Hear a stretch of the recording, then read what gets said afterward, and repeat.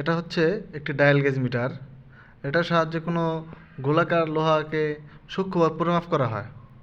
তো আজকে আমরা দেখব একটি মোটরের শ্যাফট কীভাবে সূক্ষ্মভাবে পরিমাপ করা হয়। তো এখানে আমরা মোটরের শ্যাফটের সাথে সংযোগ দিয়ে দেখছি, এখানে আমাদের কোনো সমস্যা না থাকায় কোনো টলারেন্স দেখাচ্ছে না। একটু ভালো করে দেখুন।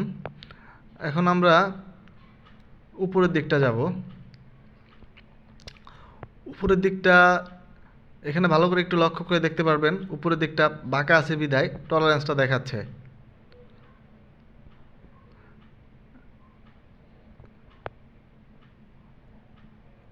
তো এখন আমরা ভালোভাবে খেয়াল করলে দেখতে পারবো উপরের দিকটা বাঁকা আছে।